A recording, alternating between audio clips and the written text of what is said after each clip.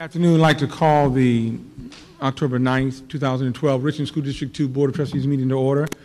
Welcome you all here tonight, and thank you for your patience as we concluded our executive session. As a result of so much information and so many issues tonight, we will have to have a second executive session in order to conclude all the business of the board. And so with that in mind, we will go ahead and begin our board meeting at this time. At this time, we will have the invocation and pledge of allegiance from Ms. Sue Millett, our Chief Academic Officer. If you will please stand.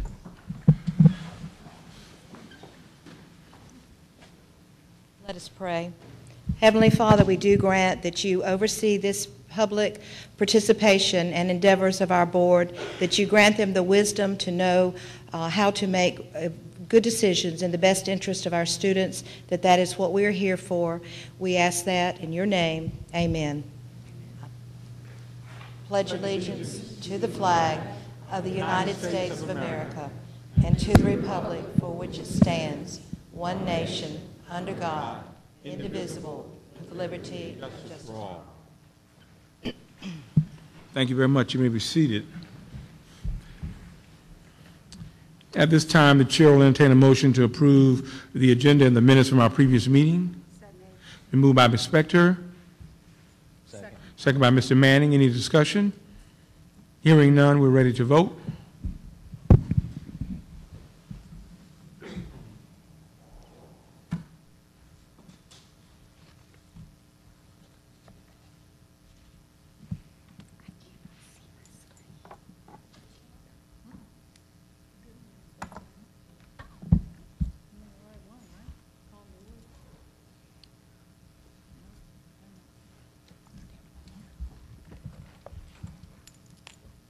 Motion passes 7-0. Thank you very much.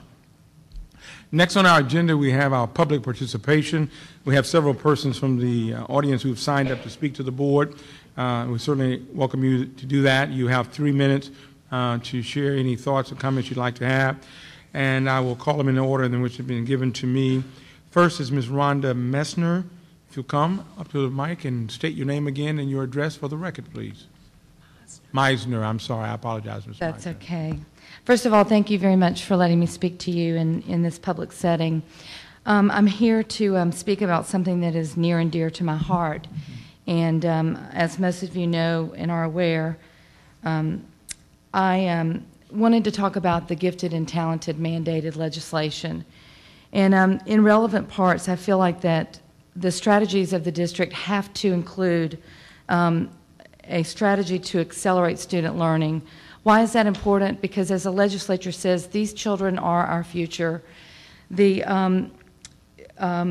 Section 5929-170 gives the establishment of a gifted and talented by adding 5929-172 as to provide an office for the gifted and talented. The Office of Gifted and Talented must review regulations and program guidelines so that districts must adopt policies for enrollment practices. I am here as a parent of a gifted and talented student to request that whenever changes in school district lines or any other change that affects these group of students, that they are aware of it and evaluated in a way that is legislatively mandated. It said the General Assembly of South Carolina finds that the academic achievement of South Carolina's strongest students must be nurtured and accelerated. And I also want to make a point that they reference in Regulation R 43-220 for the gifted and talented. The gifted and talented must abide by or must look to guidance based on the South Carolina Gifted and Talented Best Practices Manual. As such, schools must form collaborative relationships with parents to ensure that the particular needs of the gifted and talented. The quote in this book is that our gifted and talented students are far too important to be left behind and fall through the cracks of our educational system.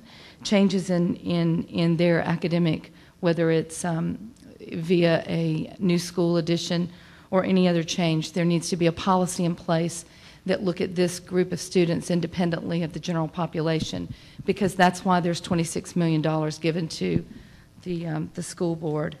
And the final thing that I will leave you with is that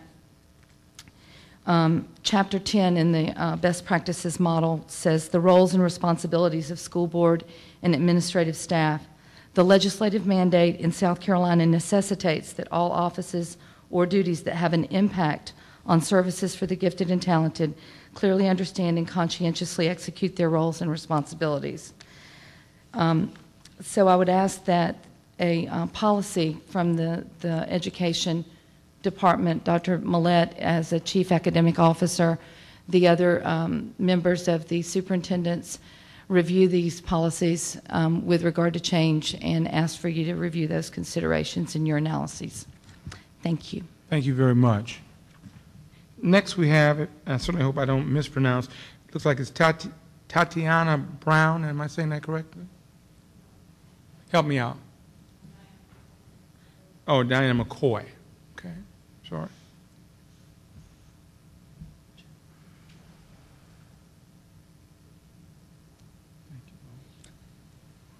Please state your name and your address for the record, Ms. McCoy. State your name and your address. My address? Your name and your address for the record, yes. Oh, my name's Diana McCoy, and I was addressing the fact of my daughter being expelled from one of the middle schools here in District 2. And your mailing address? 105 Sheridan Drive, Columbia, South Carolina, 29223. Thank you. Okay.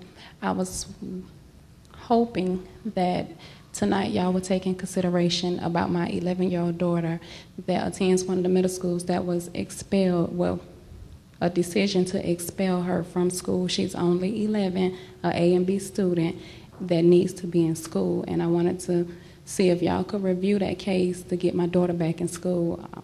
All I'm asking is for her to go back to school, nothing more. She just needs to be in school, and I felt the decision was a little too harsh for an 11-year-old child that never encountered any problems in school. Thank you, ma'am. And her case has been appealed to the board, and the board will hear that case and will certainly make a decision on that. I appreciate it. Thank you. Yes, ma'am. Thank you very much. Next, we have Ms. Catherine Fulton.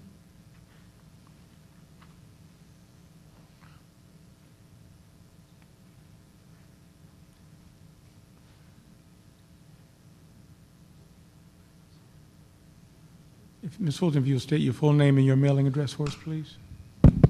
Catherine Fulton, address is 220 Muirfield Court East, Blythewood, South Carolina, 29016. Thank you. I'm also here in regards to an appeal from my granddaughter.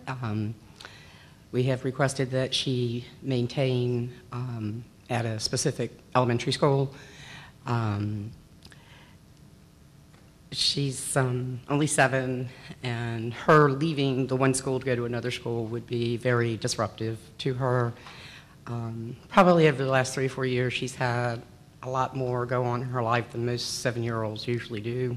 And so asking you to take that into consideration, she's finally come to the point where she's settled into a routine, and she's thriving in that routine. And you know, part of that routine is me picking her up every day after school and us doing homework and things that we do together. So, and that was what I wanted to ask you.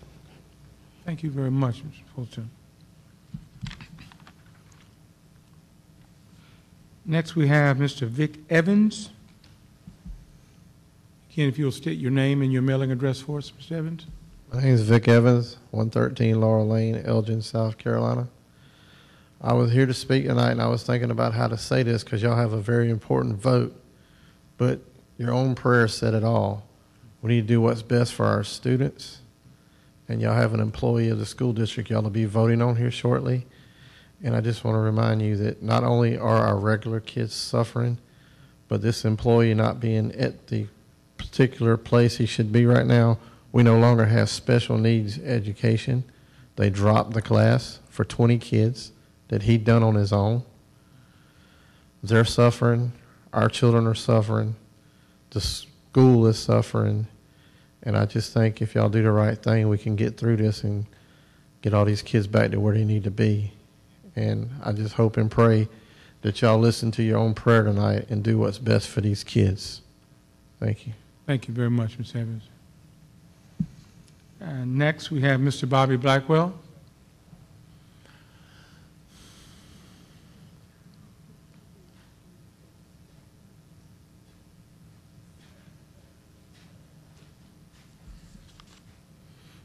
Blackwell, you'll state your name and your mailing address for us, please, sir. My name is Bobby Blackwell, retired Air Force, Chief Master Sergeant, the youngest one in all the military. And I'm here tonight to try to straighten out people on the Constitution. I believe the reason we fought England is because taxation without representation. That's the boat we're in right now. Well, I was born during the Depression, served in all wars since then. But a few things we need to get straight here with the boards and everything. Taxation without representation. You must know who you represent. And I will give you a good reason. We passed a bill last week, I think it's millions of dollars. But we had a bill passed back a few years ago called teacher certification. It was revoked by the General Assembly because it said it should have student achievement. Anytime we put a law in, if there's no student achievement, why are we still paying for it? Let's go through teacher certification. First steps, goal 2010, which is $540 million. No control on building of schools. Now, we've already discussed that, a few of us have. And why we have 85 school districts when Greenville has one and it's the biggest one. And I don't want to jump you, ma'am, because you needed this. That $150,000, I saw Hefner coming out of the place where I get my stuff printed, and I told him about that, and he says it's a waste of money. Well, Hefner got into that mess, son. You're trying to get us out. But what have we done toward any of that $150,000? We did anything on clearing any of that up, ma'am? You don't have to answer. That's okay. But really, if we spend money, it should be some results, is it not? Who goes out and buys a car without looking at it? But if we should put a thing where if it's not complete or there's no student achievement, let's cancel it and quit spending all this dang money. Taxpayers is living close, especially with the jobs and all that stuff now. This state is hurting. And I've only been in this state for 81 years. And we've been on a next to last in education for 81 years. We used to be 47th, but we didn't have but 48 states. Now we've got 50 states, we're 49th. I hope we get a few more states, we rise up a little bit. But we're next to last in education. I think the young man over there can verify that. We have one school district in District 2 that's above the national average on the SAT. That's always been Spring Valley. I recommended something to the new superintendent how we could take care of that. Of course, some people might need to go, but that's the way I feel about it. And if I can run a B-52 outfit with 7 B-52s with 37 nuclear weapons and a bunch of 135s, by God, I can run this. And I'll be glad to help anybody that wants help, but I will not get out there and let help people that goes to our lobbyists to be trained. I will not do that. And you know who I talk about with that. Thank you. School Board Association. Thank you very much, Mr. Blackwell. Appreciate that. Your comments. Thank all of you for signing up for public participation. Are there any others who did not sign up who would like to address the board? If so, please come to the microphone and state your name and your mailing address, and you'll have 3 minutes to share your thoughts. Thank you for letting me speak. I'm Gwen Smythe, 270 Sparkleberry Lane. I'm here to speak on behalf of one of your employees who is seeking reinstatement. I know most of you personally. You've known that I volunteer and have been active in this district for 30 years. I implore you to vote your conscience tonight to reinstate this person. I've always been told that there's no harm in making a mistake. The harm is when we don't correct that mistake and make it right and accept responsibility. Our students, our parents, the community is asking you for your vote tonight for reinstatement. Thank you so much. Thank you very much, Ms. Smythe. Any others who would like to address the board at this time? Thank you very much, those who participated in our first public participation session. I got ahead of myself. I intended to introduce some very special guests that we had here tonight and failed to do that, so please forgive me. We have some guests from the Allendale County School District here to observe our board docs in action, and we're having some delays with our board docs, and so I guess you get to see the good and the bad of that process in our voting capacity. Those guests from Allendale County School District, if you would stand for us and let us recognize you here in the back. Thank you very much for being with us.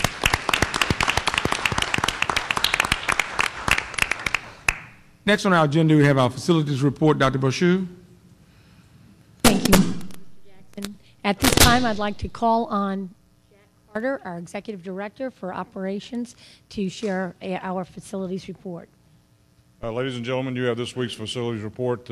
We'd be glad to answer any questions. A couple of quick updates on R&E. The concrete is poured. The softball backstop is complete. The baseball backstop should be complete by the end of this week. They both need to be painted. We've got to let them cure for a while before we paint them. We have the netting in and the cabling in to finish off those as soon as the work is done and the painting is done. It should be in time for their 1st of November fall baseball practice. And also the press box now looks like it'll be delivered late next week. The track is complete except for striping. They're coming back next Thursday and Friday to stripe the track. Questions or comments from the board? Mr. Manning? I'd just like to thank the board for allowing this work at Richland Northeast. I met with a group of homeowners last night to back up to that school, and they were really excited about how things are progressing and with that environment, and made comments about how nice it looks. So it's getting there. Mrs. Anderson. I'm sorry to ask you this because I normally would call you, but I just hadn't had a chance to call. But the replacing missing ceiling tile throughout the building at Ridgeview? Yes, ma'am. While we had the contractor in there, he had lifts available, and we had throughout the school some discolored ceiling tiles, so we just asked him to replace all those while he was there. It was quite a few. Oh, it wasn't for the new part. It was just some things that was at this is like the main school cafeteria. Okay. It's got that big slanted ceiling. There were a bunch of ceiling tiles that were discolored. It was just he had the lifts, he had the manpower, we had the ceiling tile. So these change orders were things not in the new addition, but in the old part of the school? Right, this is old school. All these change orders? Yes, ma'am. Okay. We just took advantage of a contractor that was there to get it done. Okay, I mean, that makes sense. I just didn't understand why would we be doing this if it was a new part of the school. Well, they did replace ceiling tile that they damaged, but that was on their nickel. Right, that's what my question was. Why are we paying for their damages? Right. Okay, thank you. Other questions or comments from the board? Thank you very much. Thank you. Next on our agenda is a budget update. Dr. Brochu. At this time, I'd like to call on Chief Financial Officer Bob Davis to share our budget update. Thank you, Dr. Brochu. Mr. Chairman, ladies and gentlemen of the board, last week County Council did set our debt service millage for this coming year. They increased it from 80 to 85 mills, and on our operating millage, they increased it from 269.4 to 282.5. Mr. Chairman, I'll be happy to answer any questions. Any questions or comments from the board to Mr. Davis? Dr. Burgess.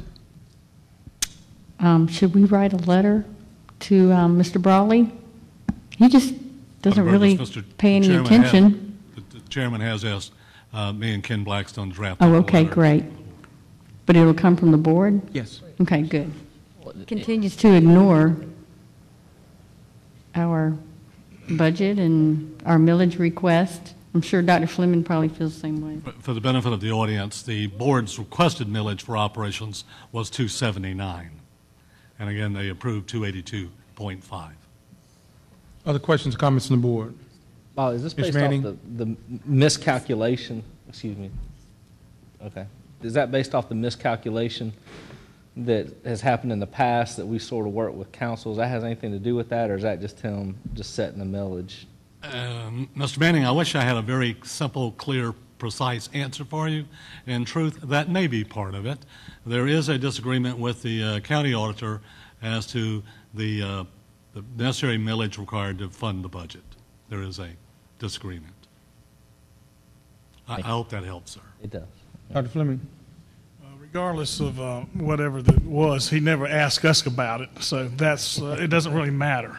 Over the last 2 years, County Council on its own is against the wishes of the board. If trustees have not followed our budget desires, They've added millage that we did not ask for. They've hit the taxpayers of this district unnecessarily. We do it ourselves enough. We don't need help. It was an 8.5 discrepancy now because of what they did on their own at the last meeting last Tuesday night. Mr. Davis never had any discussion with the auditor about the debt service.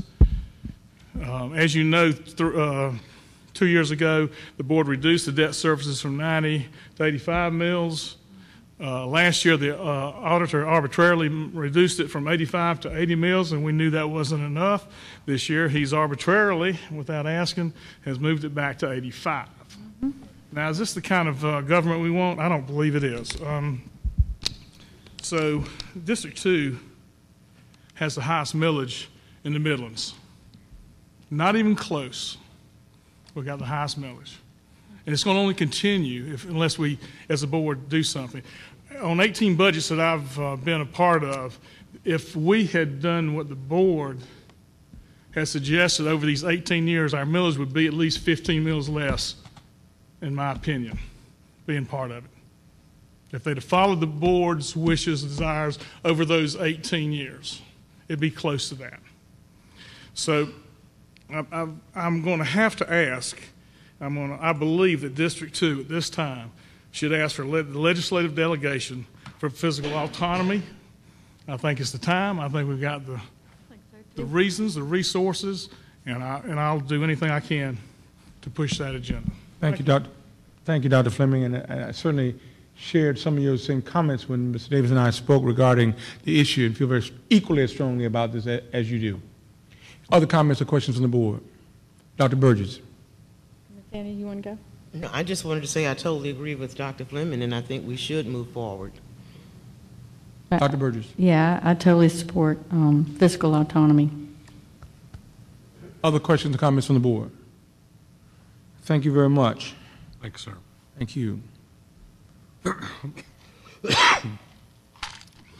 Under old business, action requested the approval of the revision to policy BEDB. Dr. Brochu? Yes, at this time, I would like to call on Cheryl Washington, our Deputy Superintendent, to review this policy with you. This policy was presented at our last board meeting for information, is regarding board agenda, and you have it in your packet. Do you have any questions? It is presented for approval this evening. I received in the mail, Dr. Washington, a newsletter from Childs and Halligan. They send it to me regularly, and they were talking specifically about this policy. And they indicated in here that the council has requested a rehearing on the appeal of this specific policy, and it goes on to say that in the meantime, if the decision stands, then school boards will be required to stick to the posted agendas. But right now, they're asking for a rehearing. Are you aware of that? No, we have not. Since we contract with the School Boards Association, I will check on that. I just got this in the mail and brought it in tonight and wanted to share this with you. Okay. I think it may have some impact on our decision to vote on it tonight. I guess that's why I'm raising the issue, because it gives the impression that it may not be a done deal yet. Right. Other questions or comments from the board? I move to table until we get further clarification. There's a motion to table this until further information and clarification comes forth. Is there a second? A second by Ms. Spector. All those in favor will do by a show of hands, Jill, or will you be able to do it? You can do it electronically? Okay. While we're doing that, Mr. Chairman, can I ask Dr. for Burgess? clarification on the red language on the third paragraph, or fourth, excuse me. It says items of emergency or urgent nature may be considered. Mm-hmm. Does that mean added or voted upon or both? Just I will both, check on right? that as well. I'll check on that okay, as well. thank you. That's what I need. That was what I asked for clarification of last week. week. Are we ready, Jill? Okay. It's been moved by Ms. Anderson, second by Ms. Spector. Any further discussion? Hearing none, we're ready to vote. Yes. Thank you very much, Dr. Washington, for checking on that for us and getting back with us. Thank you, Ms. Anderson, for that motion. Motion passes 7-0. Thank you very much. Next on the agenda, under old business, no action requested, midwinter break report. Dr. Brochu? Thank you, Mr. Jackson. At this time, I'll call on Mr. Jeff Potts, who is our Executive Director for Assessment. Thank you, Dr. Brochu. Mr. Chair, back in July, I presented some information to you, the board, in regards to the midwinter break. Let me this evening just run over just a few slides so that you can get an idea of what we looked at back then. We looked at how did the midwinter break impact student and teacher attendance, how did it impact student discipline, student achievement, and what was the impact on the lives of our parents and our students back at home. In summary, in regards to student achievement comparisons between 2011 and 2012, there was no apparent difference in the average third quarter grades of students, no changes in the percent of students scoring 3 or higher on the AP exam. There was a small increase in the HSAP ELA and a small decrease in HSAP math from 2011 to 2012. We saw some decreases in pass, we saw fewer increases in pass, and a slight increase in end of course biology, U.S. history, and a decrease in end of course algebra and English. There were a few changes in terms of student attendance, discipline, and teacher attendance. The average daily student unexcused absence went down about 11%. The average daily student discipline referrals went down just over 5%, and teacher absences down about 17%. And this is in the time period between 1 month prior and 1 month after the midwinter break. Summary in terms of some of the survey data that we had. The big question that crossed the lines of all three of our survey groups, teachers, parents, and students, is would they want to have a midwinter break in the future? And overwhelmingly, we had about 85% of teachers and 84% of students say that they would favor having a midwinter break in the future. We did have a favorable amount of parents, however, a little bit less than we saw within teachers and with students. Some of the key findings is from especially the impact data, the free responses, that parents who had younger students, especially in child development elementary, were much less likely to be in favor than parents who had students in high school. That's a general summary of some of the information. I'll leave it open for questions and if you have any discussion. Questions or comments from the board? Mr. Potts. Mr. Anning.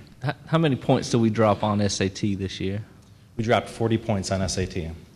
One of the things about SAT you may need to understand is that it looks at the graduation, students who are graduating in the cohort, and those students could be counted if they took the SAT last year or the previous year. So we're looking at the graduating class or the cohort of students that dropped 40 points in comparison, and they could have taken the SAT in the 2010-11 school year. They could have taken it in the 2009-10 school year. In the SAT report, Mr. Potts, are you going to give us the information that will show how many students took it, how many times they took it, what grade levels they were in when they took it, so that there's a composite assessment of it? Absolutely. We have, for the next board meeting, we're going to have some written information that'll give us some understanding about what that looked like. We also have a team that's going to be working together to try to dig a little deeper than I probably can on my own. And that, I believe, is scheduled for November to be presented to the board. Other questions or comments, Mr. Potts, about the midwinter break or related items? We're happy to talk about other SAT items also as well. I've got some more questions. Over the past 3 years, have we seen the general increase or decrease in our pass scores? We've seen a general decrease in the last 3 years. And over the last 3 years, has the state of South Carolina seen a general decrease or a general increase in pass scores? They've had a general increase. Thank you. Any other questions? Yeah. Dr. Fleming. How about the last 5 years? If we I mean, I just want to, has it been an increase or a decrease? It's the state or the Richland 2? Richland School District 2. Last 3 years, we've seen a general That's decrease. 5 years. We've only had pass for the last 4. I understand. Yeah. Okay, so, but I'm talking about generalized test scores. Yeah. Whether it was the other one, they sort of stayed even or went up. I think where we've seen some general decreases was with pass at a Richland 2 level, specifically in some specific grade levels and subjects.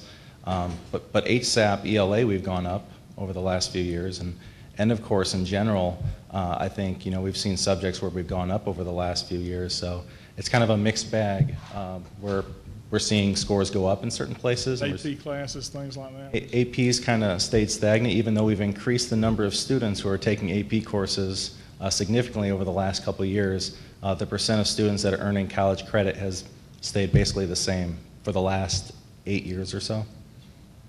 What about the ACT scores, Mr. Potts? How has the district done in that regard? We've seen a general slight increase over the last few years, and I think over the last 8, we've seen a lot more students taking the ACT and probably taking the SAT both, as some universities, as a trend maybe 6 or 7 years ago, were starting to take both, and we see some universities now who don't want students to take either of them.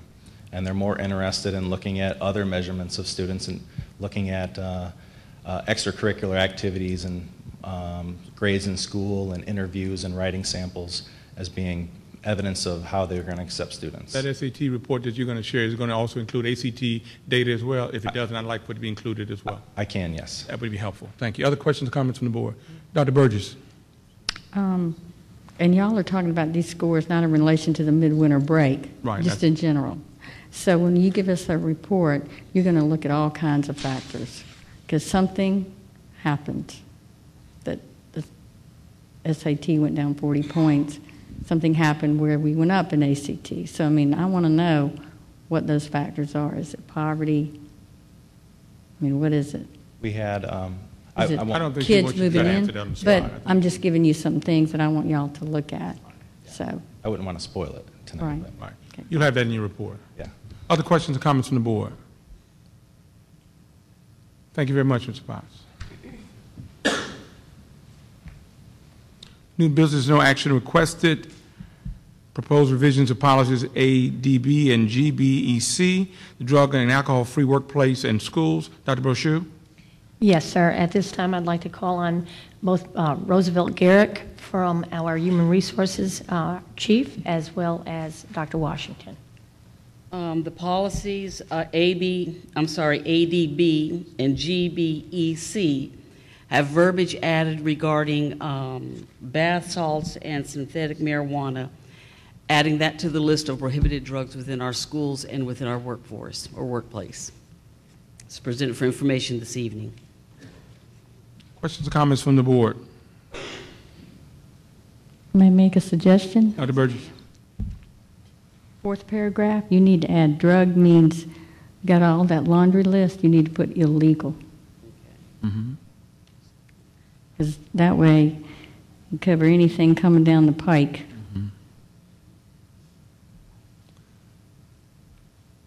Other questions or comments from the board? Thank you very much, Dr. Washington. Next, the proposed revisions to policy GCQF and GCQF-R, discipline, suspension, and dismissal of professional staff. Dr. Brochu? I'll again call on Mr. Garrick and Dr. Washington. GCQF is being changed because of lack of detail and the new policy giving more specific guidelines to administrators as we move forward.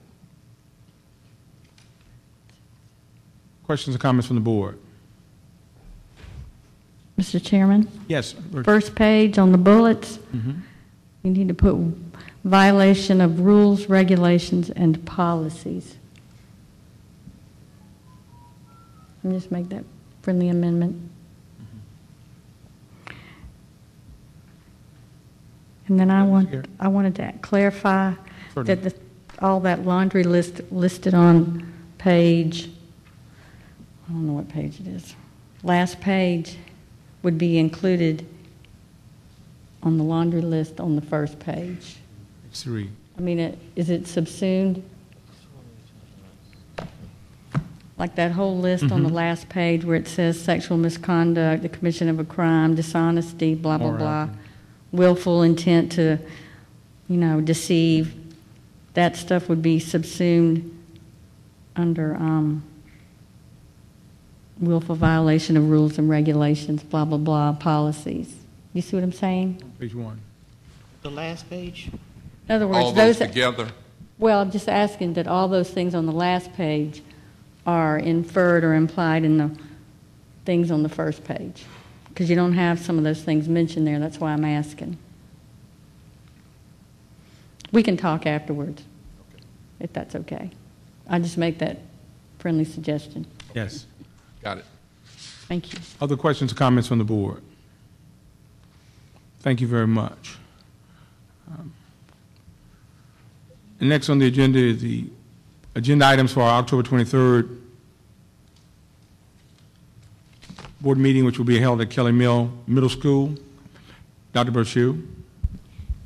We currently have a student focus report, a budget update, a report regarding the first quarter financial statement.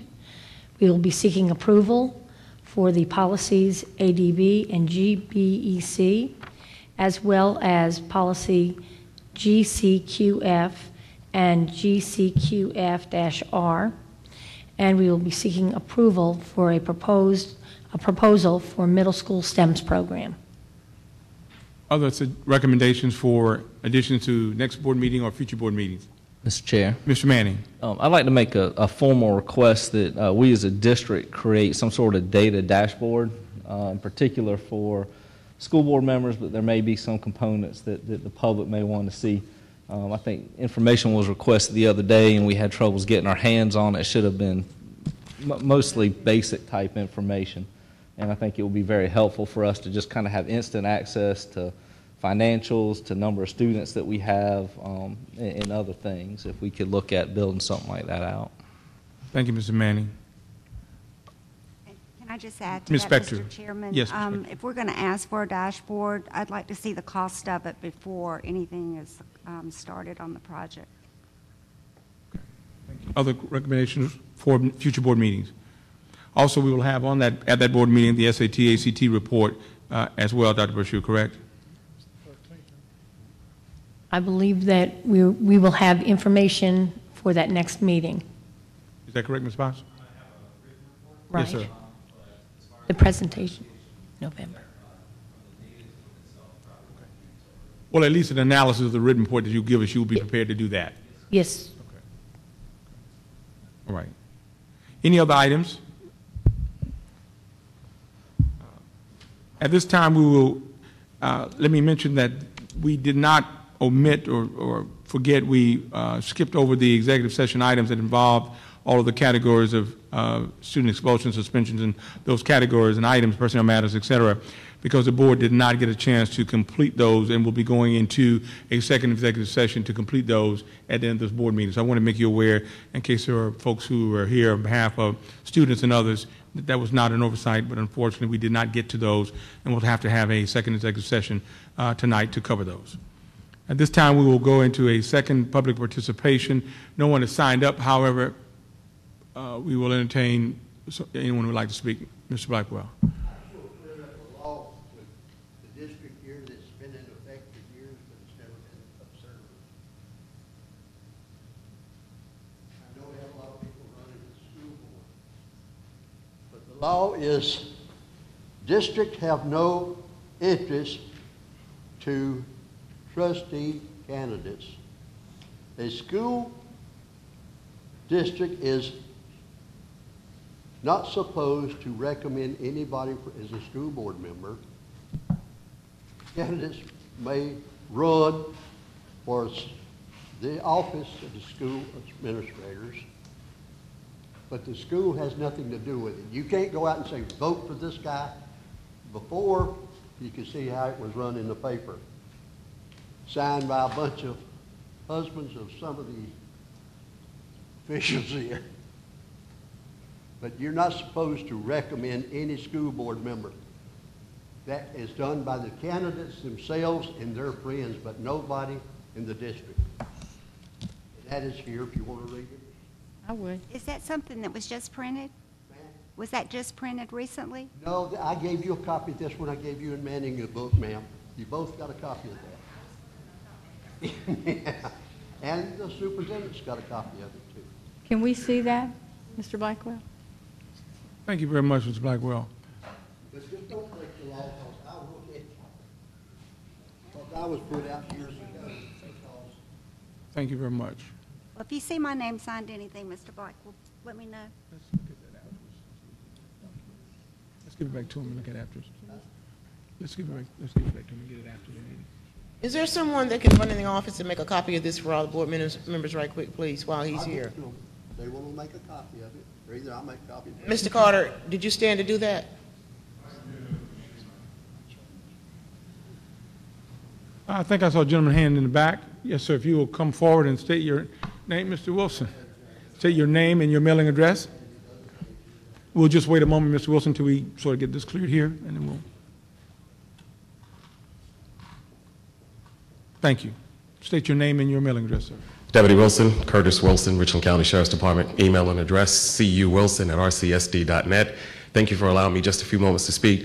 I understand that the mother has already spoke just a moment ago about a daughter that's been expelled from school. Just wanted you to know that she's a very bright young lady. She made a mistake, horrible mistake, a mistake that sometimes we also do in life as well. But I just wanted to let you know that I was willing to take her up under my wings as a mentor to her, to make sure that, you know, of course, she keeps that right path that she has been traveling so far. Straight A, AB student, honor roll, hadn't been absent from school, came into an incident that took place. Again, she's totally remorseful about what she's done. She apologizes, and again, I will take her under my wing as a mentor to make sure that, to keep her on a straight path. So I ask that you take that into consideration when you think about looking into her case again. Thank you so much. I appreciate you all. Thank you very much. Any other individuals in the audience who would like to address the board at this time? Thank you very much. At this time, we'll have the district progress report by our superintendent, Dr. Brochu. Mr. Jackson, if you don't mind, I'd like to go to the podium at this time. Yes, if you would, please. Thank you very much, Dr. Brochu.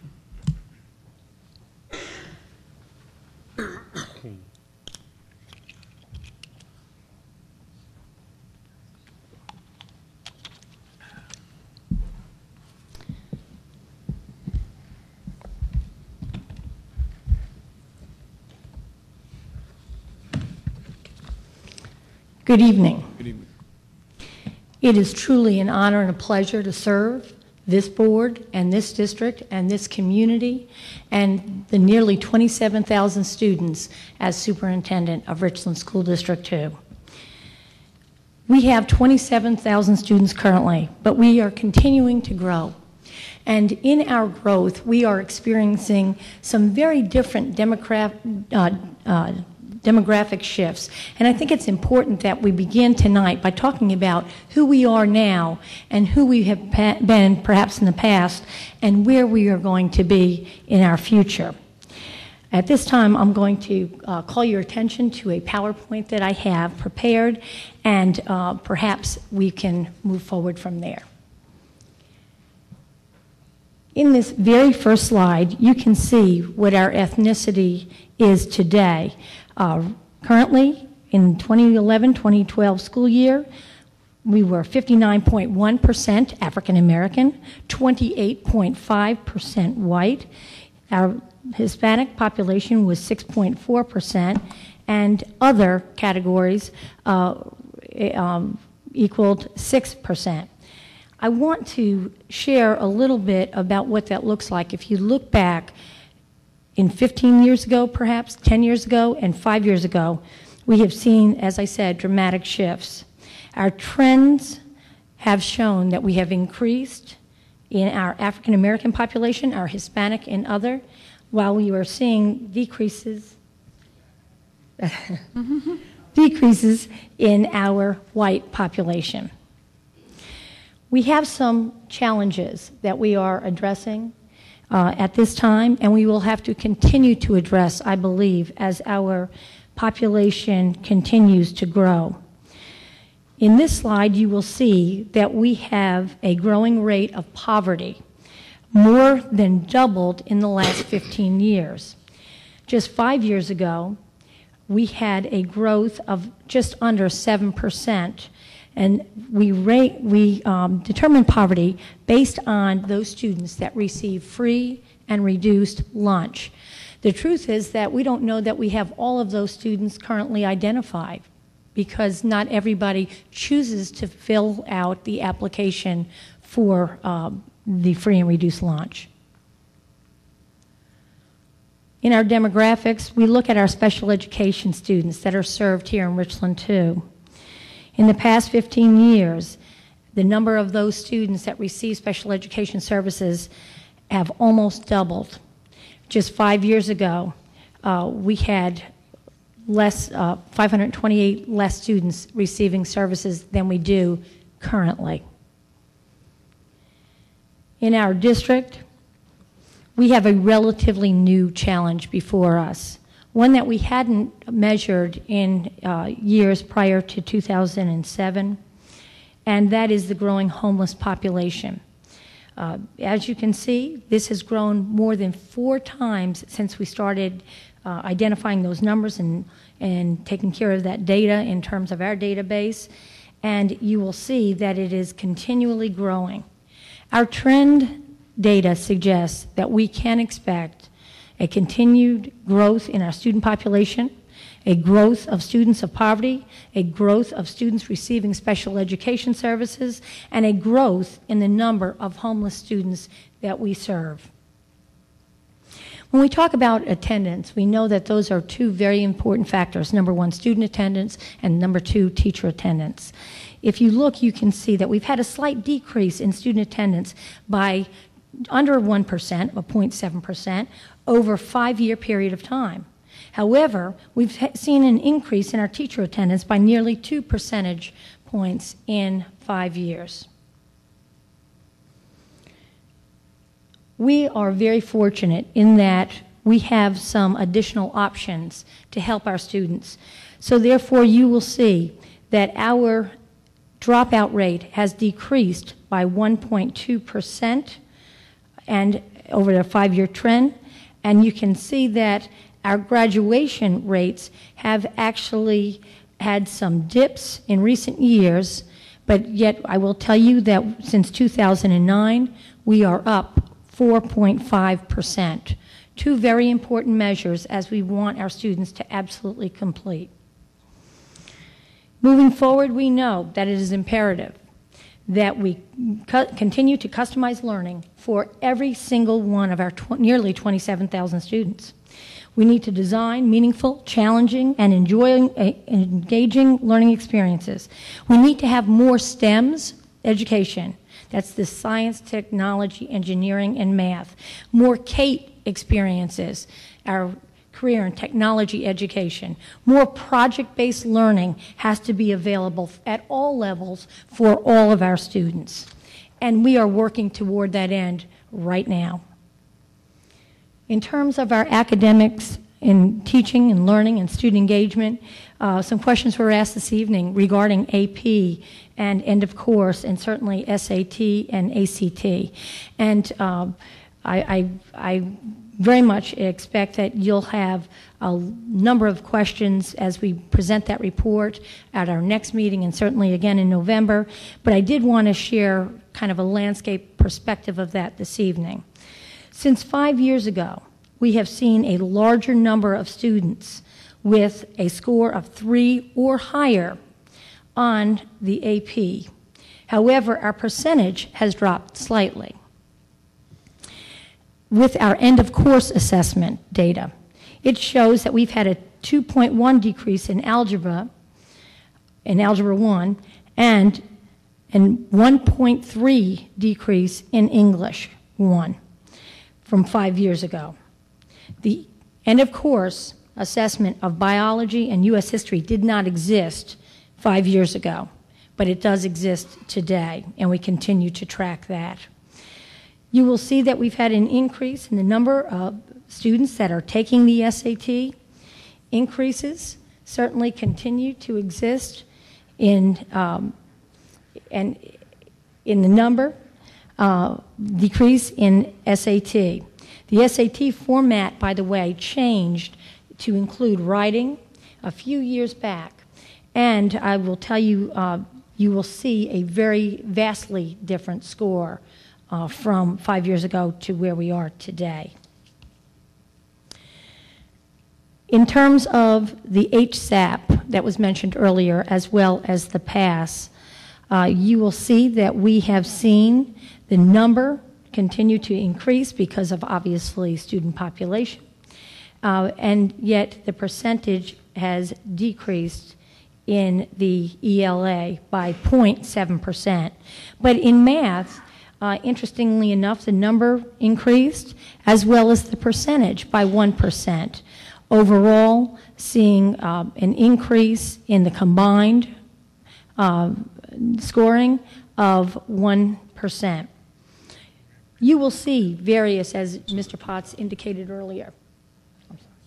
As Mr. Potts indicated earlier, you will see that the PASS scores vary by grade level and by subject area. We have some increases, and yet we have some decreases in PASS. We have some work to do in designing that meaningful, challenging, and engaging experience for every one of our Richland School District 2 students.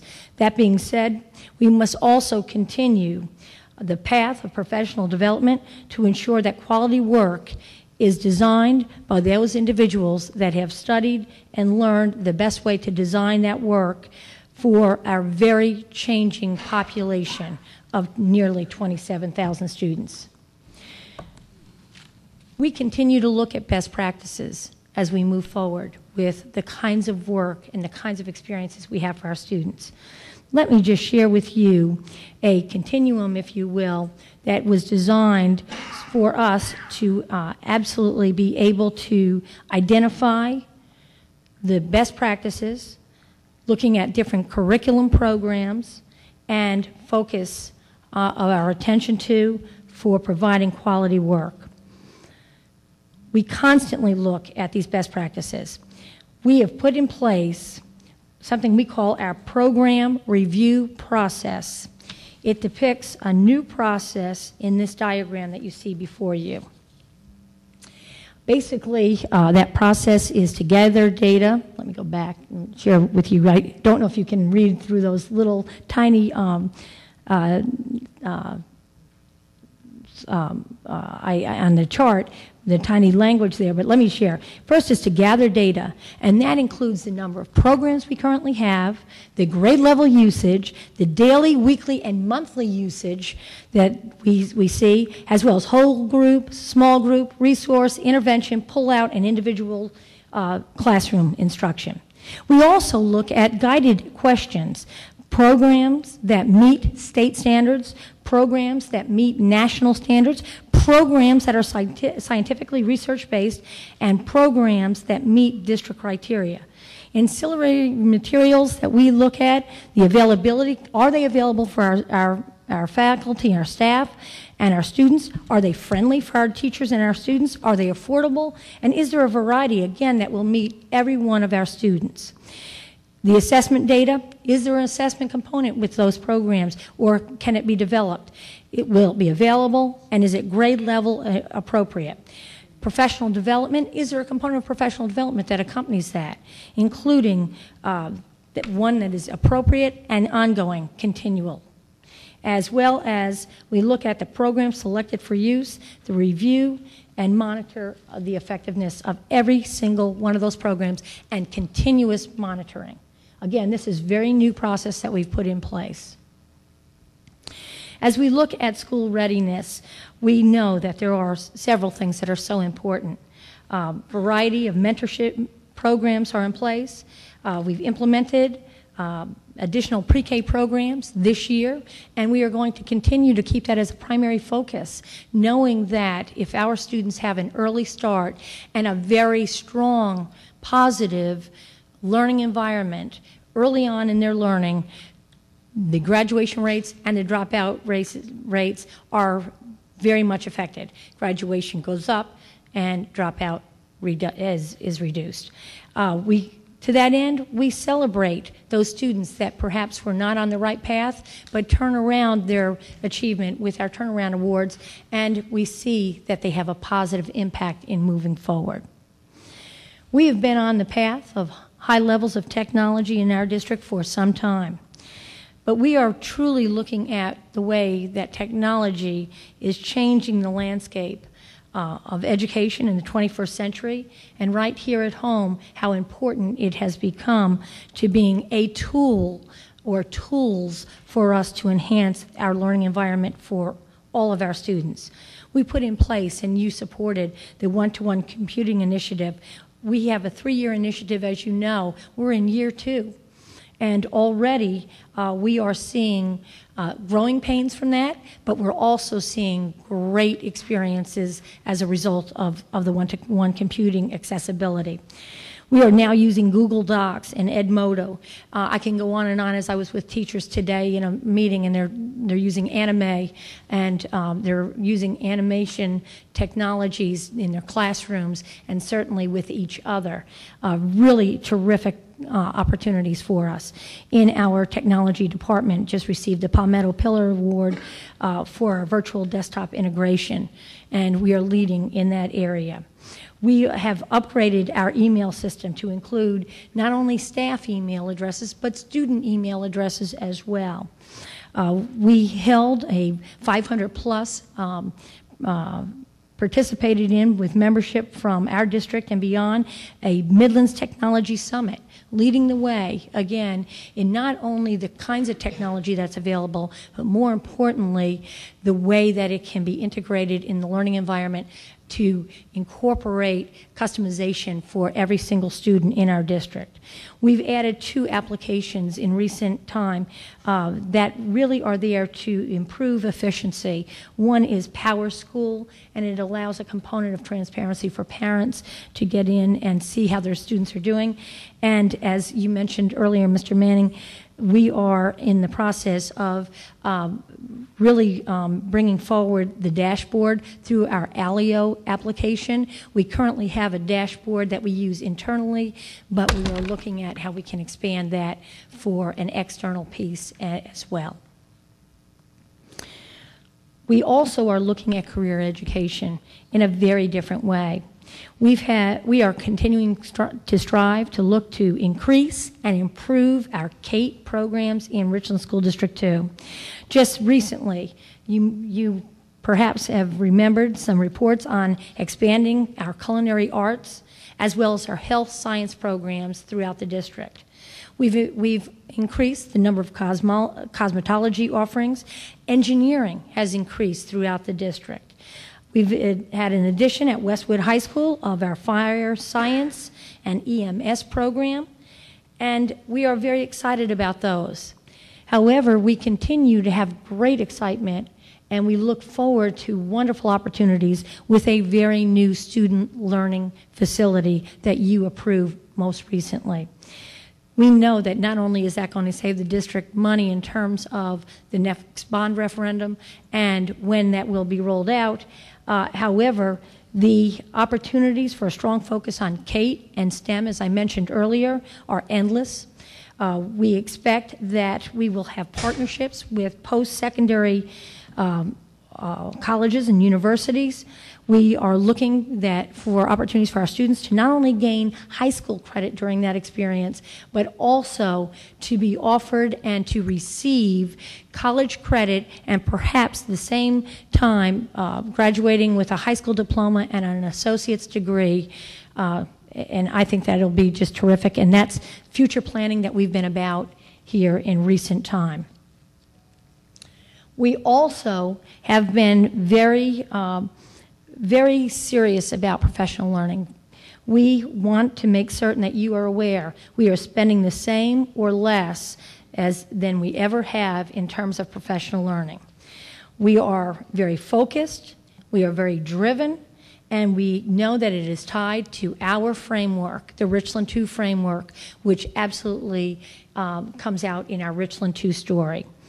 We've had a leadership academy that you've had a report about in recent times, and that leadership academy is allowing individuals to lead from where they are. The focus is very much about everybody in the district needs to step up and work toward leading in a very prolific way. We've had conferences that focus on designing quality student work. We've had coaching for teachers and staff members, and teaching by design and coaching by design. Design Institute locally here, 2 years running, very well attended, and I might add, in the summer on their own time by faculty and staff throughout the entire district. Our IT training, our T for Two classes and others have been very, very strong, and again, well attended. We've had professional development around the Common Core, as well as graduate courses that are being attended and utilized throughout the district. And we've revised our induction program. At one time in education, we were really, really good about inducting new people to the business of education by inducting them into their insurance that they needed to select, or perhaps what their classroom roster was. But now we really are inducting our faculty, new faculty to our district around the kind of work that we expect to be delivered for every single student, designed and customized appropriately. In our district, we have been very conscious of assessments, interventions, evaluating our underperforming schools, and looking at those students that need that extra boost. Today, our schools are utilizing RTI, which stands for Response to Intervention, for our most at-risk students. The first tier of RTI is teaching students the concepts and content appropriate for their specific grade level. Tier 2 of instruction is provided to those who need additional instruction in reading and or math. Our teachers use something called DIBBLES, and that stands for Dynamic Indicators of Basic Early Literacy Skills, a set of assessments used for screening and progress monitoring in grades K through 6. DIBBLES assesses the 5 early literacy components.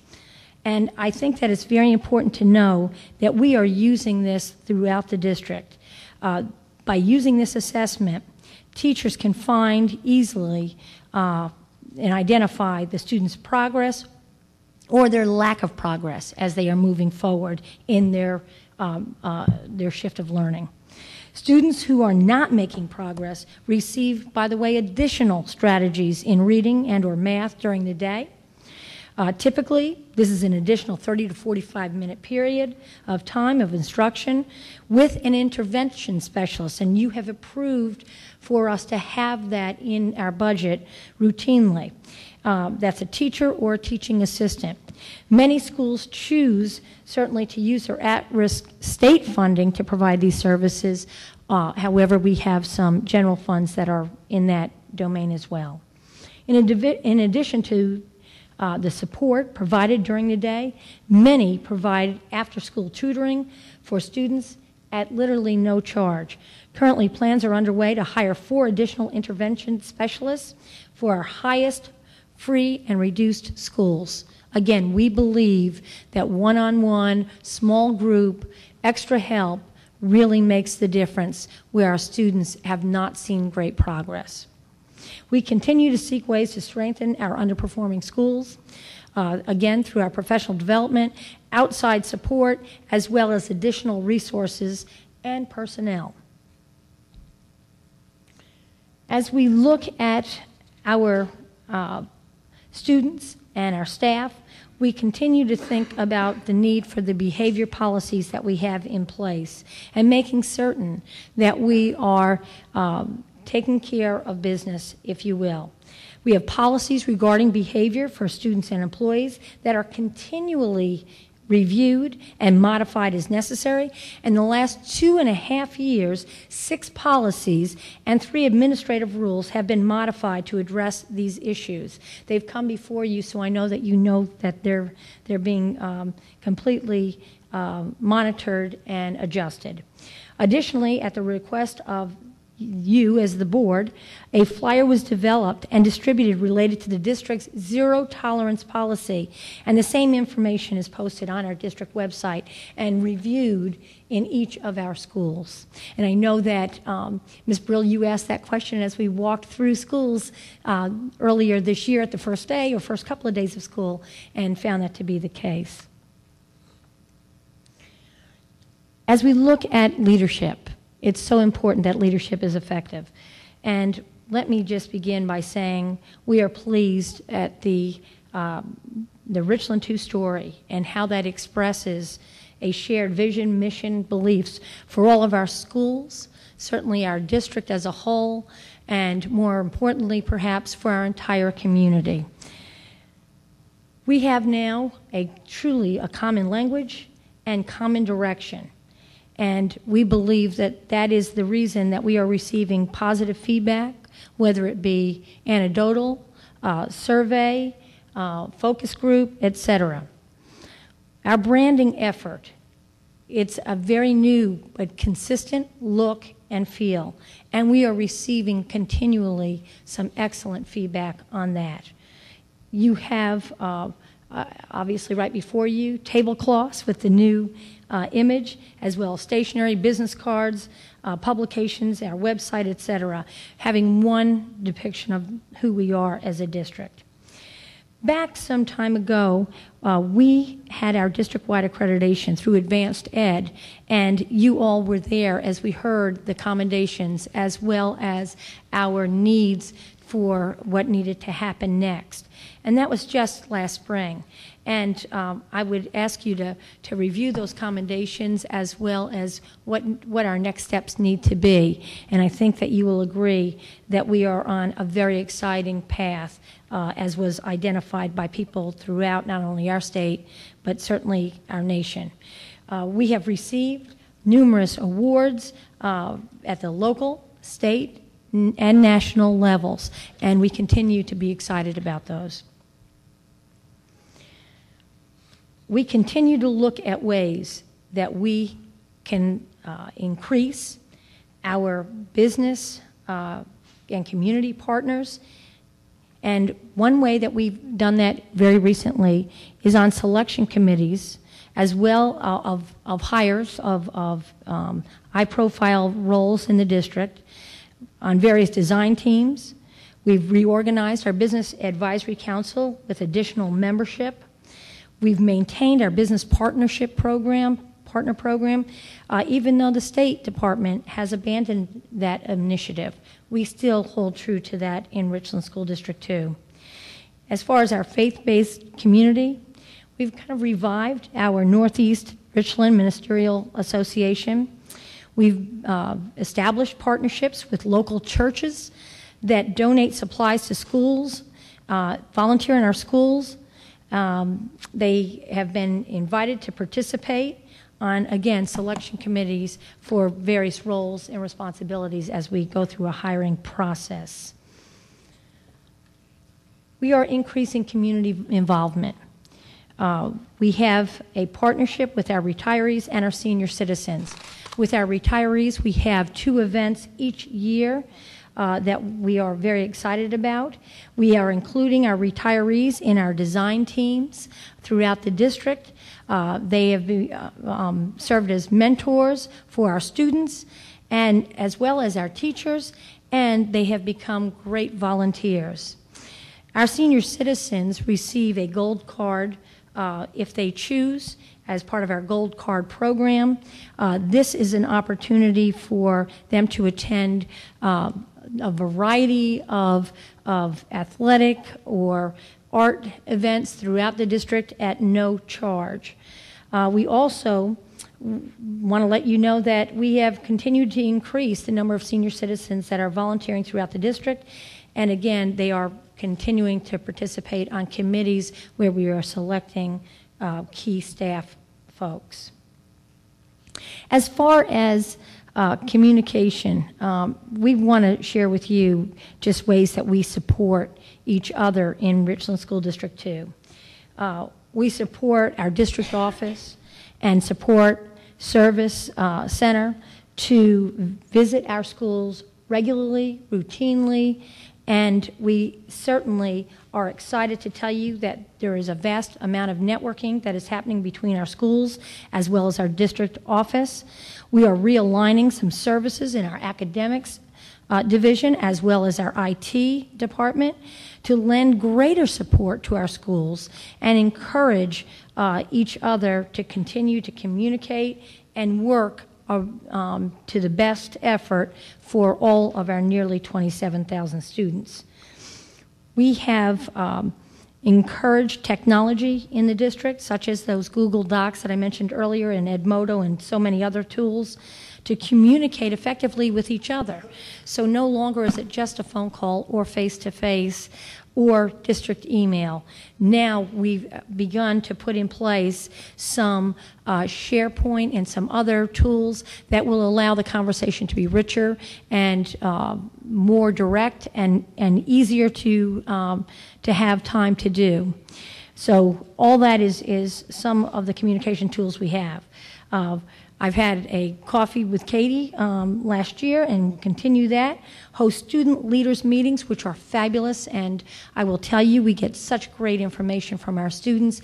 Our student voice is so essential for us to hear, and the student leaders that come before us are not one bit shy and share with us absolutely everything that they would like to and things we all need to know. We meet with our school news coordinators, and we hold special recognitions and award ceremonies on a routine basis. Our schools are really doing a great job of enhancing their communication with each other. For example, I will tell you that whether in person or through technology, I believe that the professional development opportunities that they are sharing, the ideas, the best practices, is growing immensely every single day. Our grade level collaboration, where individuals don't have to leave their building or even their classroom, but they can spark a great conversation to enhance what's happening in their classroom and perhaps share ideas with others. So we're seeing that happen district-wide.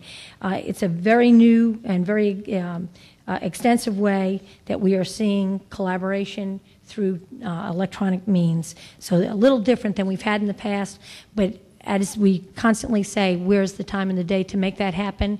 We're finding new tools that will help us to ensure that that will occur.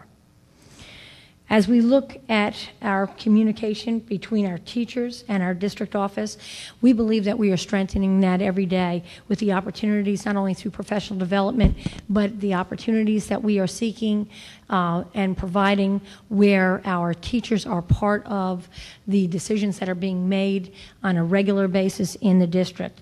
Whether it's through teacher forum, our teachers are encouraged to be leaders, professional learning leaders, as they continue to work not only in their building, but tying back to the district office. Again, as I said, the voice of students is so important, so is that of our teacher and support staff member throughout the district. We have to hear from them, and we feel great that we are able to have a shared dialogue on very important issues surrounding the future of our district and certainly the future for learning for our students. Our teachers have I would say more input in the education process, and I think it's essential in today's environment. Our communication between our district office and our community, we've, as I said, revised our Business Advisory Council as well as our NERMA, which is our Ministerial Association, and we've also posted our recorded board meetings on R2TV, our YouTube site, as well as our website. We've invited members of the community to participate on design teams and selection committees as well. Our customer service, we are constantly working to increase the level and the quality of customer service. Open door policy is essential, and we know that. We have stakeholders that have a voice, and we are willing to listen. And to that end, we have currently in place, some of you may have been to the district office recently and have seen that we put our money where our mouth is in terms of our students and student internships. We host student interns in our district, whether it be at our reception area or in our IT department or our maintenance department or any other place. If we're asking other businesses and industries to hire our kids as an intern, we need to absolutely show that way of how that can be done and be done successfully, and we're doing that regularly. And they, by the way, are learning customer service experience or getting customer service experience at this time due to their experience in their internships. As far as effective communication, we know it's so important, and our website redesign was essential. It certainly is a start. It is not an end product. We will continue to see it grow. We want it to be two-dimensional and perhaps three-dimensional in terms of how conversation needs to be held in terms of a very supported dialogue. And so you will continue to see not only new Richland 2 stories and new live photos of our students, not stock photos, but our students, our staff, our district. And so already we're seeing that, and I think you're going to be pleased with the results as we continue to move forward in that area. We have reorganized the Office of Community Relations in recent time. As you know, we had two departments. We've combined those, hired an executive director, Ken Blackstone, and that was all done for more consistent messaging, striving for greater transparency, and more accurate and timely information, which I believe the board greatly has supported, and it's most appreciated. In terms of our communication, how do we do that today? I know that when I communicate with this board, we have a variety of ways that we do that. It could be through our Blackboard Connect, which is formerly our Connect Ed. It can be through email, text messages, personal phone calls, face-to-face meetings, etc. That happens throughout the district. And so varying the the communication technique is essential because not everybody communicates in the same way. In terms of our organizational management, we hold our principals accountable as leaders of leaders. Routinely, I am very pleased to tell you I have an opportunity to have dialogue regarding student learning, the challenges, the strengths, the weaknesses, and threats, if you will, of their work and what they are facing. We have a formal as well as informal evaluation. Principals have to justify their use of funds, professional development dollars. Principals have to justify staffing options, for example, when outside the district standards. And to that end, we have, I believe, a great relationship in understanding where we are going as a district. Again, common vision, common voice, common understanding, common language really allows us to all be on one set of standards. As you know, I commissioned an efficiency study which led to added efficiencies. We revised our hiring process and placement of administrators. We've realigned finance, academics, IT, as well as our communications and strategic partnerships department, so they are more effective and more responsive. And we are constantly holding each other accountable for the work. Again, as our mission statement says, in partnership with our community, Richland School District 2 prepares all students for success by providing meaningful, challenging, and engaging learning experiences. Again, I've shared quite a bit about the common vision, mission, and language that has helped us, I believe, to facilitate uniformity across all of our sites, whether it be a school, a department, a different building, another entity. We believe that that was essential. We are providing additional opportunities for collaboration to share best practices, lessons learned. We are giving more opportunity and leadway for decision-making for our schools. We are promoting consistency, however, in school fees, leveling discipline, etc. And we have more focused professional development aligned with the district's vision mission. We I would say, believe that we are seeing more collaboration, less competition within schools, allowing individuals, again, to share those best practices and seeing greater things happen at every single one of our locations.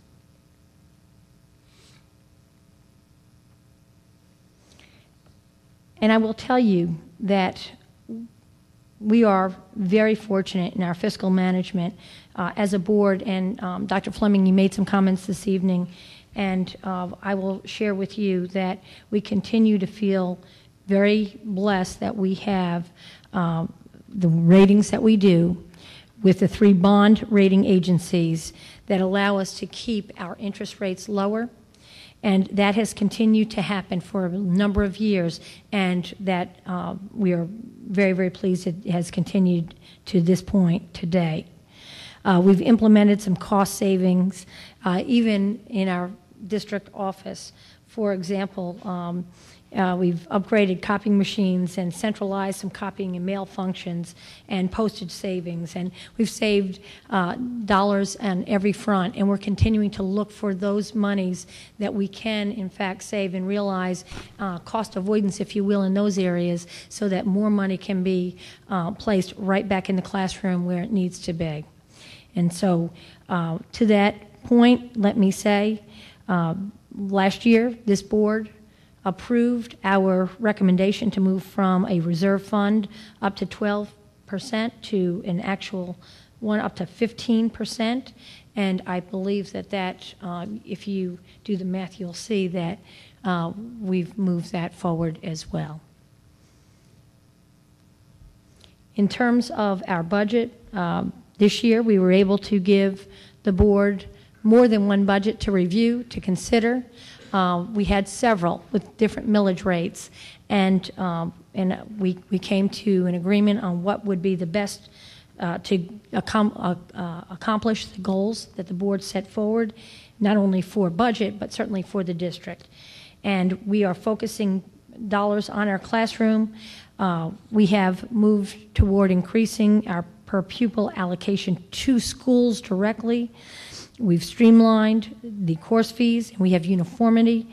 We've standardized a supply list so that there's equity, and we have meal status for uniformity as well as equity, and we are continuing to ensure that our field studies have the equity intended by the law.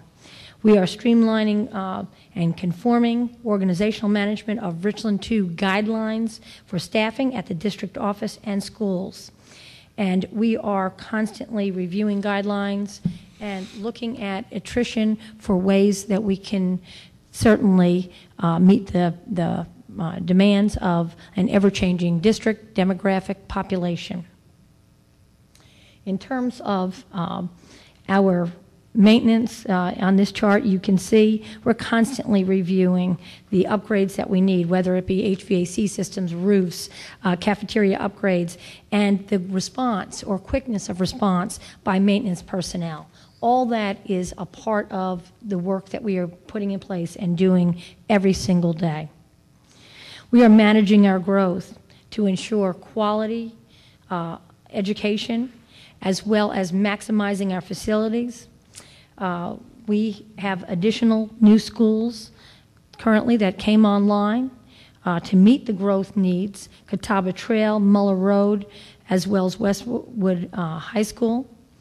We've had renovations at existing schools. We've obviously at Ridgeview High School renovations that eliminated portable use, a large number of portable use, additional career and technology education wing. At Richland Northeast High School, an auxiliary gym, conversion of the auto and cabinetry course to the culinary arts as well as health sciences that will come online very soon. We are constantly pre-planning what those facilities are, looking at what our needs are for the future. And when we came to you and we all talked about the need for additional CATE and STEM learning, our Educational Learning Center, the Student Learning Center that you approved recently, will certainly allow us and enhance that opportunity. as we continue to think about dollars and cents, we are constantly looking at ways that we can enhance the opportunities for our parents, our staff, our students, and we've removed, for example, this year, athletic tryout fees.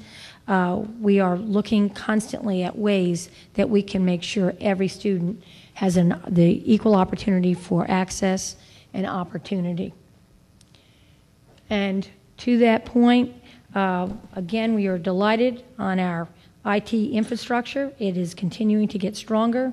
One-to-one computing, increased bandwidth, wireless access at all of our schools, the VDI award I mentioned earlier for the great infrastructure work that we are about and doing, and how we are standardizing that in our schools as they come online, but we're also retrofitting those schools that have been in place to this point.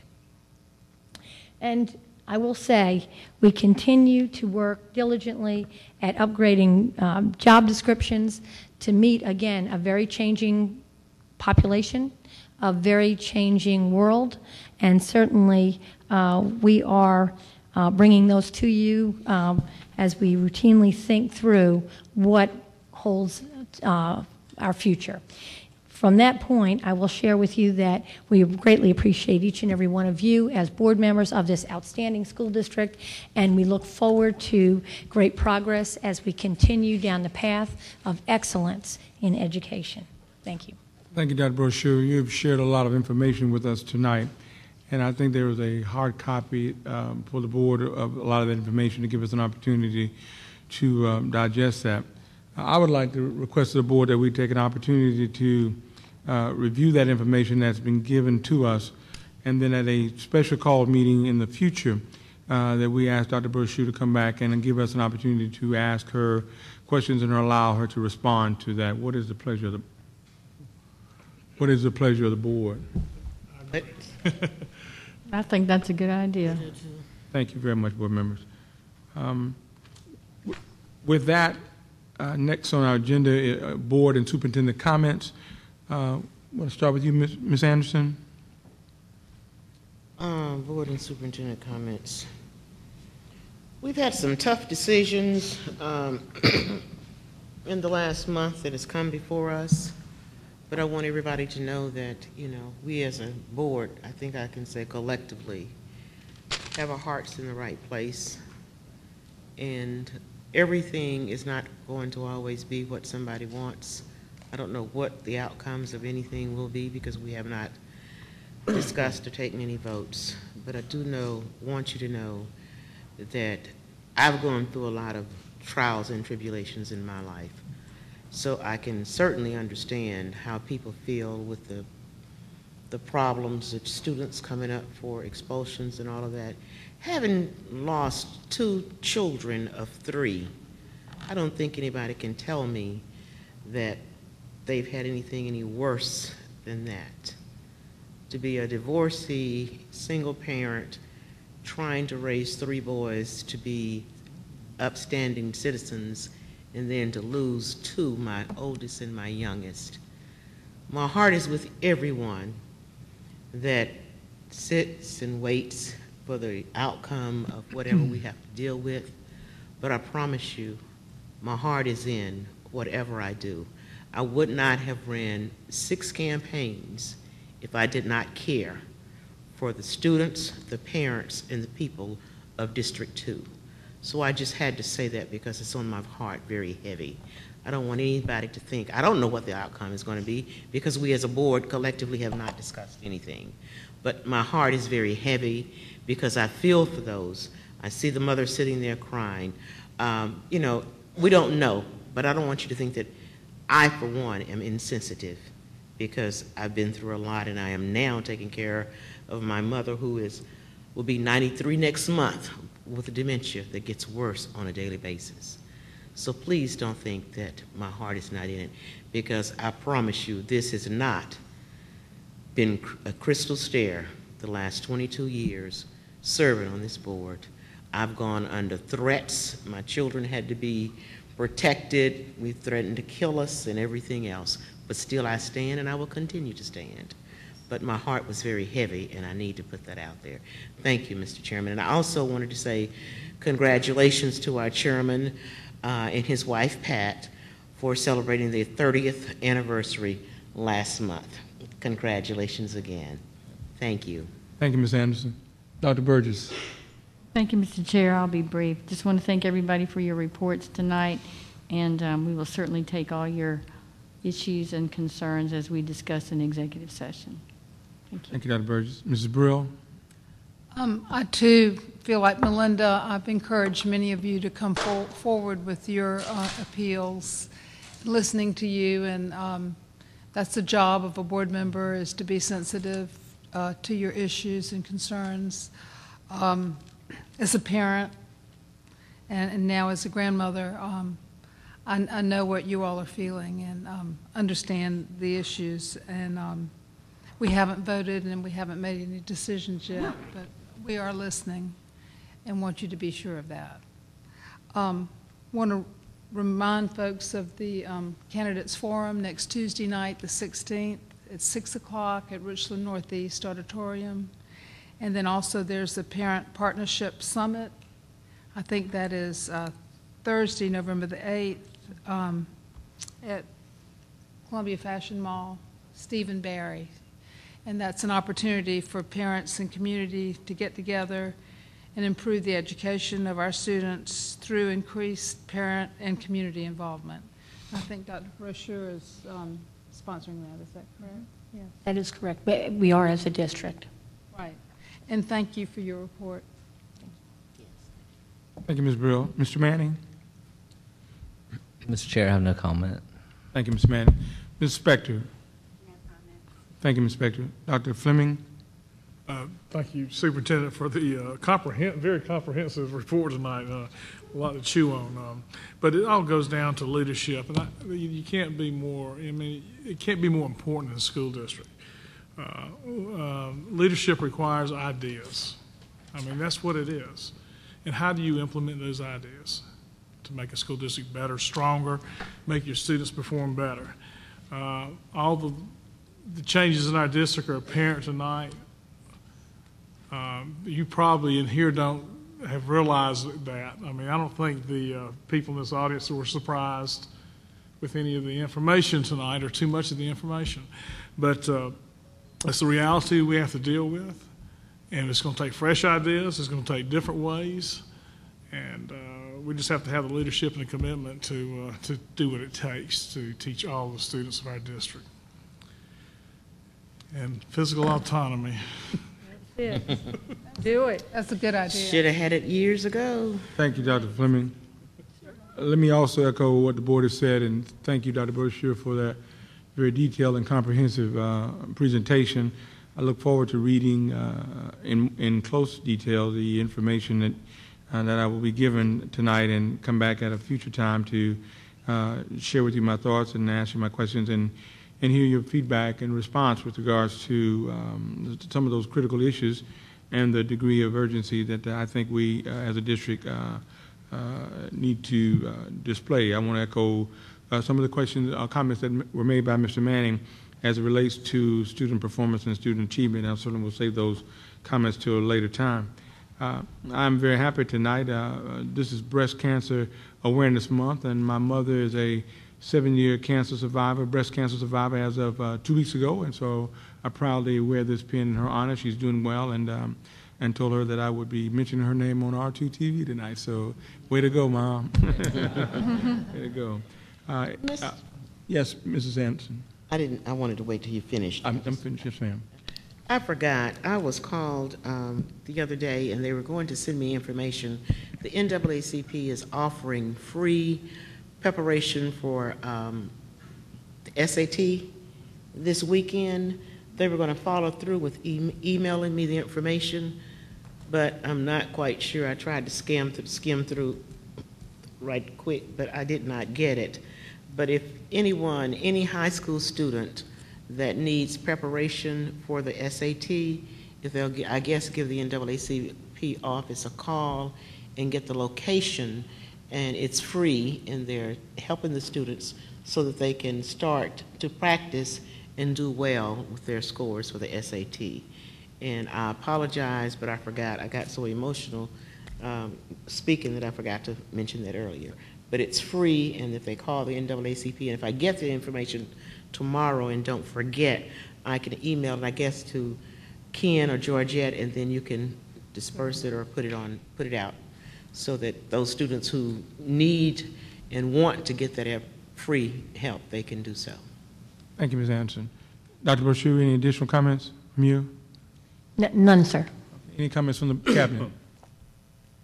Hearing none, Chair will entertain a motion to go into executive session. Chair, I make a motion that we go into second executive session to discuss student matters, contractual matters, and personnel matters. I second it. Moved by Mr. Manning, second by Mrs. Brill. Any further discussion? Hearing none, we're ready to vote.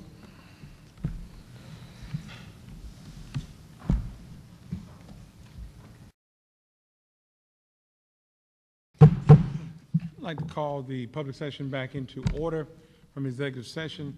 At this time, the chair will entertain a motion on the executive session items, starting with 8.1. Mr. Chair, I'm going to start with the expulsion recommendation. Yes. Student number 22906. I recommend that the student be allowed to apply for Blythewood Academy and attend there, accepted for the remainder of the school year. Motion been made by Ms. Anderson. Is there a second? Second. Second by Dr. Burgess. Is there any further discussion? Hearing none, we're ready to vote.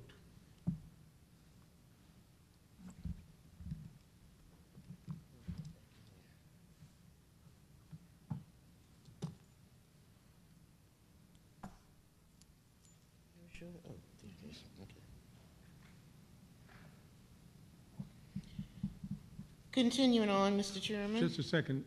Just a second.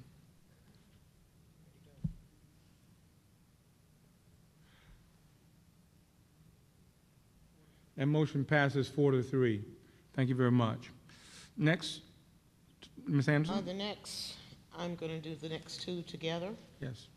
Will be student number, I'm going to do the last 5 digits of each one, 326 and 346.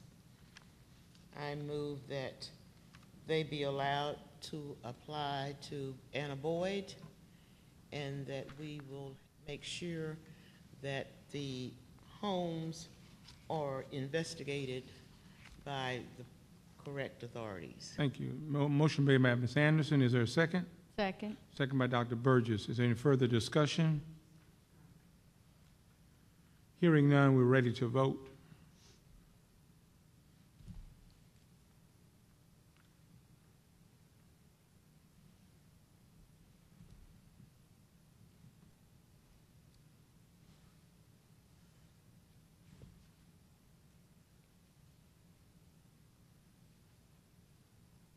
Motion passes 7-0. Thank you very much. Next, student appeals transfer request. I haven't finished, sir. I think we got more appeals. We have more appeals. I apologize. Correct, Ms. Anderson. One more, Ms. Anderson. Thank you very much. I have another appeal. Matter of fact, I have 2 more appeals. 2 more, that's Other correct. appeal 3 and is 4. 24085, Blythewood Academy, Been moved by for Ms. the Anderson. rest of this semester, and then return to the child's home school. Been moved by Ms. Anderson. Is there a second? Second. Second by Dr. Fleming. Any further discussion on the student appeal? Hearing none, we're ready to vote.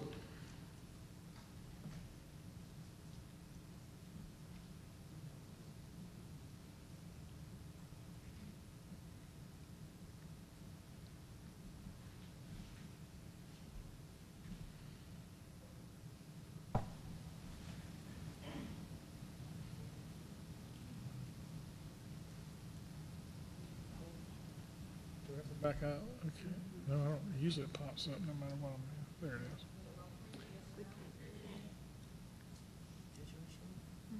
I voted. I did. Susan's down to 12%. Motion, it recorded a vote. Motion passes 7-0. Thank you very much.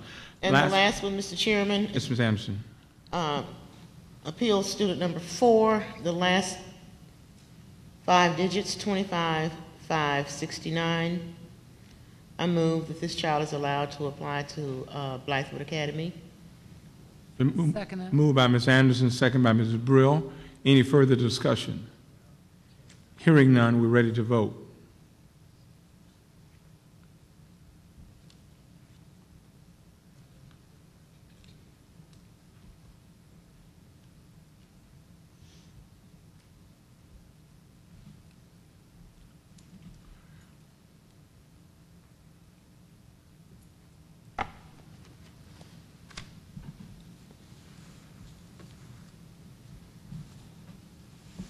Motion passes 7-0. Thank you very much. Next, we have student appeals transfer requests. Mr. Chair, I make a motion that student number 1 under student appeals transfer requests be denied the appeal. It's been moved by Mr. Manning. Is there a second? Second. Second by Dr. Fleming. Any further discussion? Hearing none, we're ready to vote.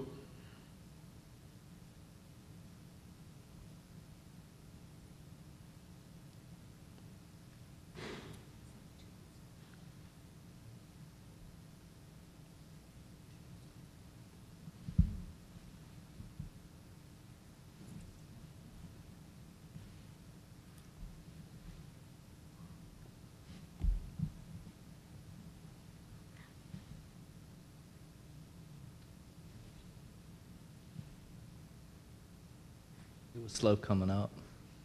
It was slow coming. It just came up, so.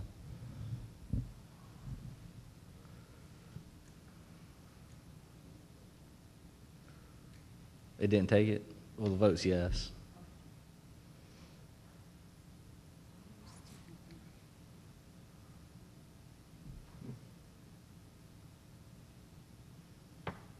The motion passes 5-2.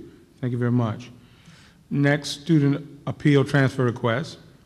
Mr. Chairman, I'd like to make a motion that on student number 2, we deny the appeal. Moved by Dr. Burgess. Is there a second? Second. Second by Mr. Manning. Any further discussion? Hearing none, we're ready to vote.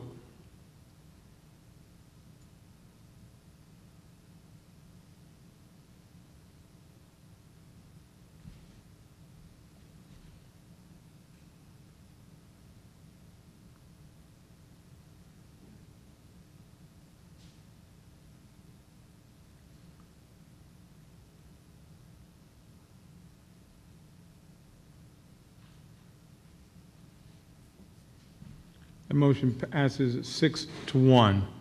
Thank you very much. Next, we have student readmission requests. The chair will entertain a motion.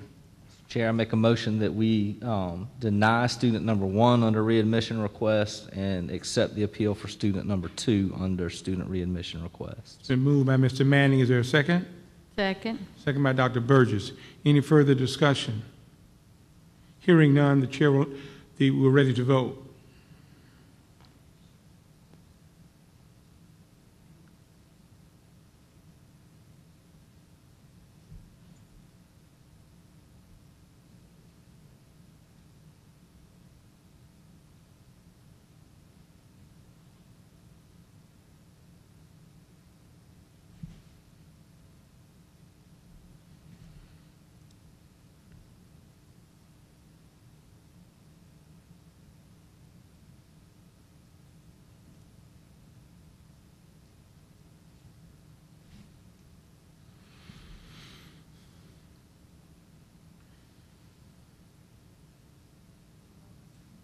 Oh, I'm sorry.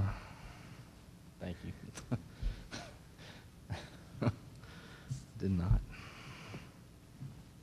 The motion passes 7-0. Thank you very much.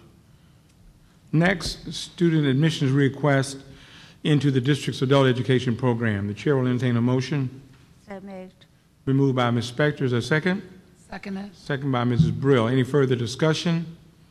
Hearing none, we're ready to vote.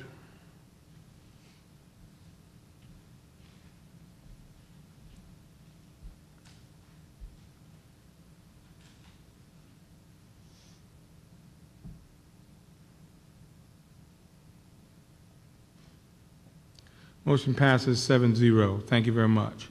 Next, ratification of personnel. Mr. Garrett.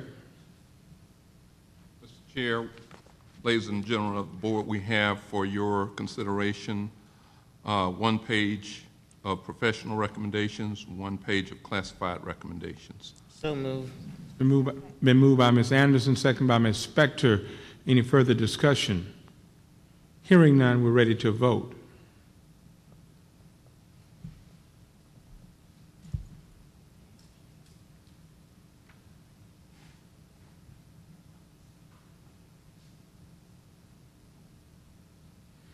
The motion passes 7-0. Thank you very much.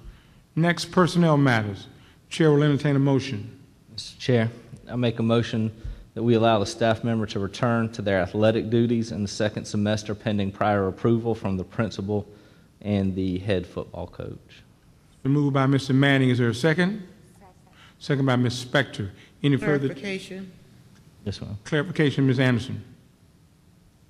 Repeat the motion, please. Repeat the motion, Mr. Allow the staff member to return to their athletic duties in the second semester pending prior approval from the principal and the head football coach.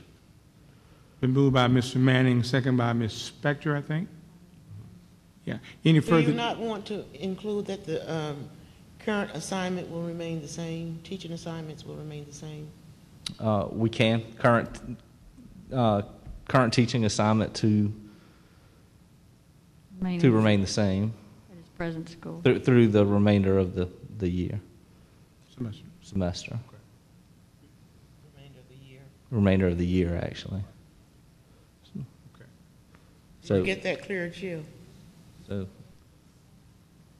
through the remainder of the year.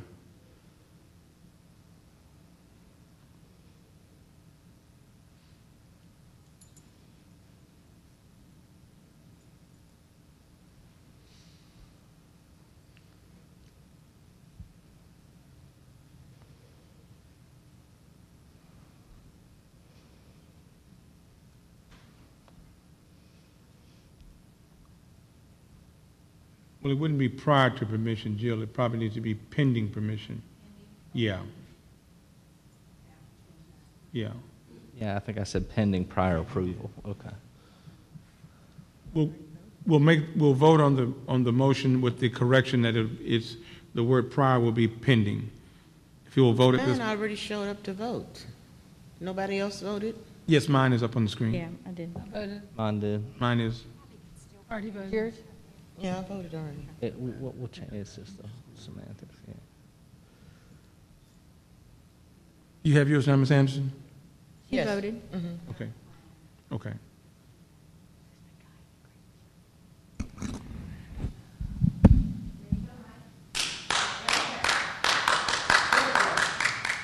Please. Please. Thank you. Motion passes 7-0. Any additional items to come before the chair? The chair will entertain a motion to adjourn. So moved, Mr. Chairman, that we adjourn. Second. Moved by Dr. Burgess, second by Mr. Manning. All in favor? No one opposes. Meeting is adjourned.